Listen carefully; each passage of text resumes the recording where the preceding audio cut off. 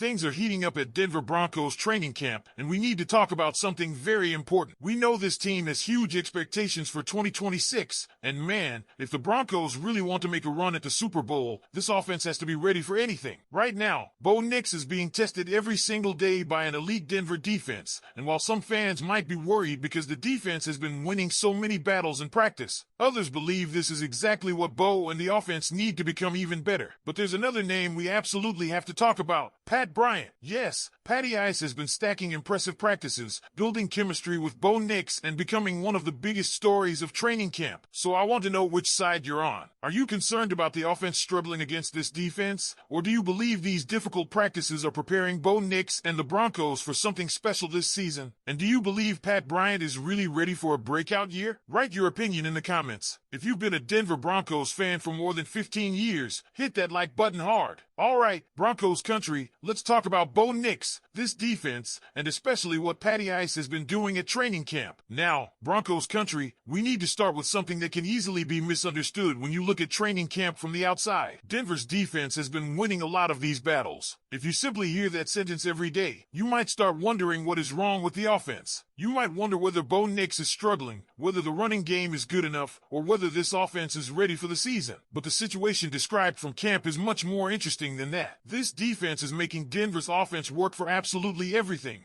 and that could become one of the most valuable advantages this team has. Think about what Bo is seeing every day. He is practicing against a defense described as elite, a group that is emphasizing takeaways and has talent at every level. The pass rush is putting constant pressure on the quarterback, and Denver believes that unit has a chance to accomplish something special if it stays healthy. Then look at the secondary. Bo gets to test himself against Patrick Surtain too in practice. That's not an easy day at work for a quarterback. But that's exactly the point. When Bo has to diagnose coverage, get his footwork right, match his timing with the routes, and deliver the football while that Denver pass rush is coming after him, he is being forced to solve difficult problems before the regular season even begins. That's why hearing that the defense won the day doesn't automatically mean the offense had a terrible practice. There is important context behind these sessions. Some team periods are scripted around specific situations. The offense might be placed in 1st and 10, 2nd and 8, 2nd and 15, or another specific down and distance because the coaches want both sides working on particular situations. It isn't always a normal drive where the offense starts at one end of the field and tries to score. There's another important factor. These players aren't strangers. Denver's defenders have seen these formations. They have worked against these concepts. They participate in walkthroughs and understand what the offense likes to do from certain looks. Sometimes a defender can line up, recognize the formation, and have a pretty good idea of what might be coming. That makes the challenge even greater for Bo. But this is where the development becomes interesting.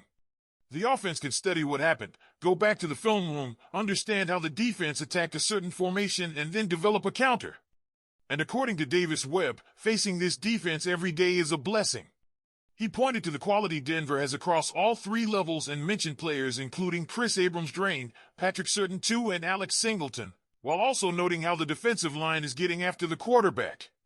That daily competition should benefit the offense when the season begins. And we're already seeing another part of the offense begin to respond. The running game has shown signs of improvement. That's important because earlier in camp, when Denver's defense was controlling the trenches, the offense needed an answer. More repetitions appear to be helping. There is also a difference in where the two units are in their development. The defense returned with significant continuity and isn't starting from zero. They're able to run many of the things they already know while adding pieces here and there. The offense, meanwhile, has been working through its installation process. That takes time. And the running backs give Denver different ways to attack. J.K. Dobbins brings patience as a runner and value when Denver is trying to get its offensive linemen working to the second level. Then there is Jonah Coleman. Coleman has continued to stand out, and his running style gives this offense something different. He looks comfortable attacking between the tackles and running north and south.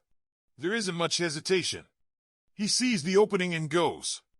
Against a defense this difficult, those reps matter. But now we need to talk about the player who may be creating the most excitement of anybody at Broncos camp. Pat Bryant. Or, as Davis Webb revealed, Patty Ice. That nickname could not arrive at a more interesting time with Denver preparing to travel to Atlanta for its preseason opener. But forget the nickname for a moment. Pay attention to what Bryant is doing. The most important word here is consistency. Training camp can produce temporary stars. A player can make one spectacular catch, dominate the conversation for a day, and then disappear for the next several practices. Bryant hasn't been doing that. He has been stacking good days. Through the first 10 practices discussed in the source, there had not been a noticeable drop in his consistency as Denver prepared for day 11. And that becomes even more important when you look at what happened around him. There were periods when Denver's receiving group wasn't operating at full strength. Jalen Waddle dealt with muscle tightness. Cortland Sutton received veteran rest days. Marvin Mims Jr. was also dealing with an injury. That created an opportunity. Someone had to step forward. Someone had to give Bo a dependable target. And Bryant did exactly that. When Sutton and Waddle were out, Bryant essentially stepped into that leading receiver role during practice for Bo. And that's where one of the biggest developments of camp starts to appear. Chemistry. The relationship between Bo and Bryant is growing. This didn't completely come out of nowhere either. Down the stretch last season, Bryant had already begun showing signs of becoming a bigger target in this offense. Earlier, a lot of his contribution came through blocking in the running game. He wasn't being flooded with targets. But as the season progressed, he started becoming more of that big-bodied option Denver could turn toward. Now that progression appears to be continuing. Davis Webb described Bryant as a savvy, intelligent player and said he had put together some very good practices. Webb also highlighted something extremely specific about Bryant's technique. When he catches the football, his feet are on the ground. That might sound like a tiny detail. It's not. Think about a receiver catching a pass at chest or head level. Some receivers naturally leave the ground even when they don't really have to. They jump, secure the football, and then have to land before accelerating again. Bryant can catch the ball while keeping his feet underneath him. That allows him to continue moving and get upfield immediately. Sean Payton has noticed that detail too. And that's important because it shows you why Denver liked Bryant in the first place. The Broncos weren't simply looking at a 40-yard dash time and deciding whether someone was fast enough. They were evaluating the complete player. What kind of teammate is he? What does he do when the football isn't coming his way? What happens when it does? How does he catch? How does he move afterward? Can he contribute in different ways? The Broncos had done extensive background work on Bryant. The organization had been building its evaluation rather than randomly selecting a receiver because his name happened to be sitting on the board. And now some of those traits are showing up on the field. There was one play over the weekend that might tell the story better than anything else. Bryant was working against Jaquan McMillian and Jody Barrett.